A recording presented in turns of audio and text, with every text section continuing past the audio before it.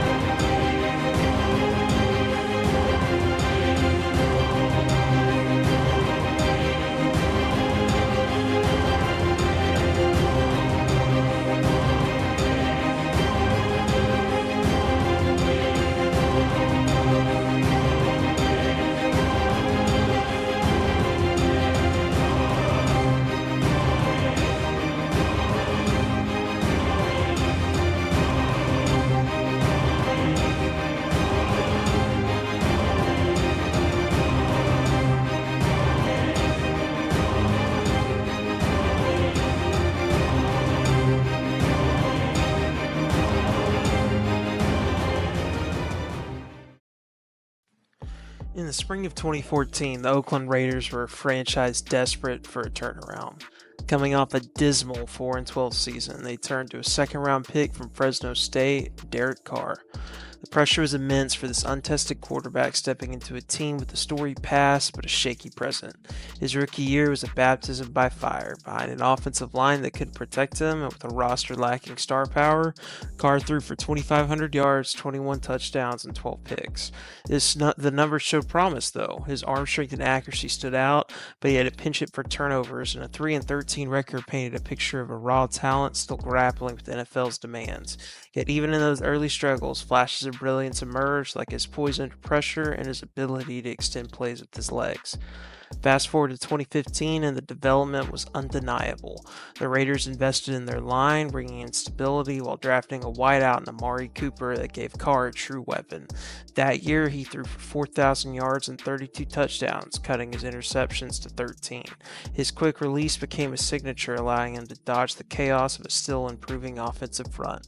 The team climbed to 7-9, a modest step but a sign of life. Carr's growth as a leader shone through. He rallied a young locker room and earned the respect with his work ethic and a knack for clutch throws in the fourth quarter. Fans began to dream of a return to relevance, and the Pro Bowl nod he earned that year was a reward for a season of steady progress. Then came 2016, the year Derek Carr announced himself as an elite QB. With a new solid O-line and a blossoming connection with Cooper, the Raiders stormed to a 12-4 record. Carr's stats were staggering. 4,000 passing yards, 28 touchdowns to just 6 interceptions.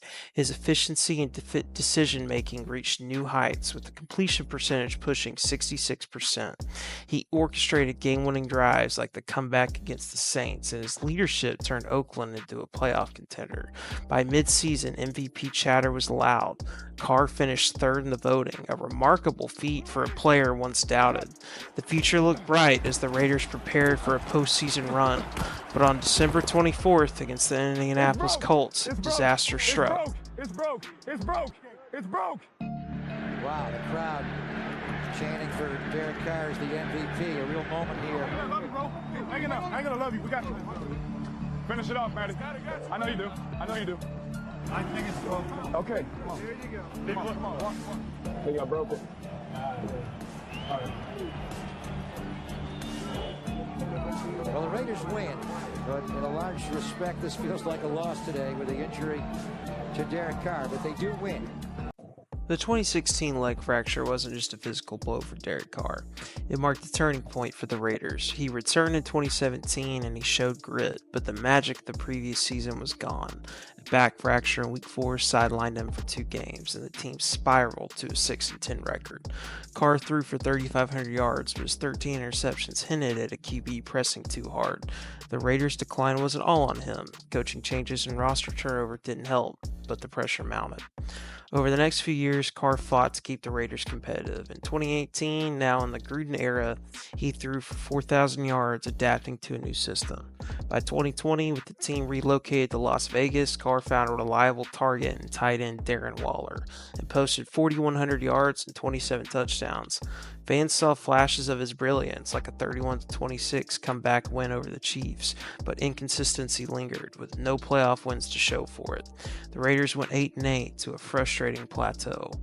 In 2021, Carr statistically, he threw for a career-high 4,800 yards and leading the Raiders to a 10-7 record and a playoff spot.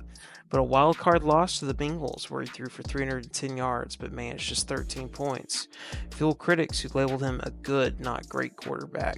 Then came 2022, a season of heartbreak. Despite a 4-year, $141 million extension, the Raiders collapsed, losing 9 games by 5 one-possessions and blowing 5 double-digit leads. Carr's play mirrored the chaos: 3,500 yards, 24 touchdowns, but 14 picks. Ultimately, this season mired in chaos led to it all coming to a head with a faithful play against the Steelers. And 4 days later, he would find himself benched for Jarrett Stidham, and after 9 years, his time with the Silver and Black would finally be over. Waving everywhere from the 29, 36 seconds to go. Vegas has all their timeouts. Carr steps up over the middle. He's got Renfro, but he overshoots. And it's intercepted by Sutton. Oh boy. After 9 seasons with the Las Vegas Raiders, he was released recently, and he is expected to sign with the New Orleans Saints. They are closing in on a deal.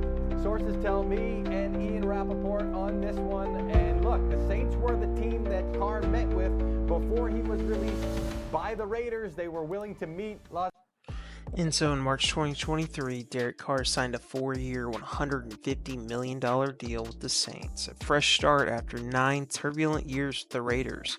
The move paired him with a talented roster, including receiver Michael Thomas, running back Alvin Kamara, a stout offensive line, and it raised hopes for a playoff push after years of inconsistency.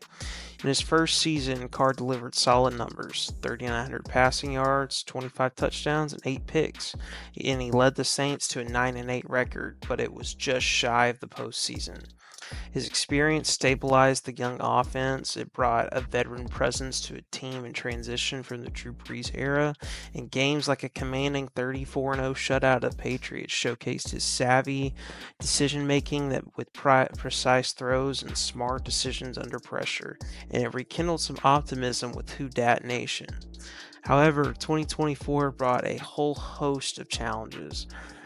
Key injuries to Michael Thomas and Alvin Kamara, coupled with the midseason coaching change from Dennis Allen to the interim leadership, it disrupted the team's rhythm, and it ultimately culminated with the injury that ended up ending Carr's career. He finished the season with 3,400 yards, 18 touchdowns, and 10 interceptions. He maintained a stellar 67% completion percentage that reflected his accuracy amid chaos. Yet the Saints finished 7-10 and missed the playoffs again, making his career playoff record 0-3. On the field, there were moments of brilliance, like a late-game rally against the Falcons, and off the field, he embraced New Orleans fully, connecting with fans through community events, and he mentored young quarterbacks like Jake Haener and Spencer Rattler. But for me, Derek Carr's legacy isn't going to be defined by wins and losses. It's going to be about the man he was and the leader he showed himself to be time and time again. From rallying the Raiders fans through dark days to mentoring Saints rookies, Carr's character, his faith, his resilience continued to show through. He wasn't the flashiest, but his heart and leadership left an incredible mark on the game. You have a chance to talk to Henry again? No. Honestly, with what we were told, I just didn't know if we were able to. Haven't reached out. I will always be here for him. That won't change, and I'll prove that over the course of time to him, not to anybody else. But he needs people to love him right now. He's probably feeling a certain type of way about himself right now, and he needs to be loved. And if no one else will do it, I'll do it. I just tried to push everything off. Yeah, I mean, I'm sick about it. Have a lot of emotions: angry, sick, upset, mad, frustrated, all those things. Empathy, whatever. No one has I don't think there's a book on how to handle all this, actually there is, but I don't think that there's a way for a quarterback to stand up here and answer these type of questions, is what I should say. But for me, my message today was, we have a job to do. So it's Wednesday. If we're still in our feelings, it's too late. We got to move on. You hate the action. You hate it. You're not supposed to like it, but you love the person, and I love the person. I've grown to love him so much. We spent so much time together. We've been through so many battles. We've been through so many things together. He's always had my back. He's always been there for me. And I love his family. I love his wife. I love his kids. And I think that's why it's hard, because he's not around. It's over. He's not going to be around. And that's the hard part, that for me as a human being is the hardest part. As a football player, like I said, I got a job to do, regardless of what's going on. It was different with him not out there, but long story short, man, you hate, you feel for everybody involved. But I will always be someone, no matter who does what, I'm going to love you, and if that's wrong, then I'm okay being wrong. And so Derek Carr retires. Maybe he's going to be in the Hall of Good or in the Hall of Very Good. But I do think that what his legacy in the game of football, it's going to shine forever, is who he was on the field, and he was the ultimate competitor. Anyways, I hope you enjoyed this, and remember that your legacy in the game of football is forever.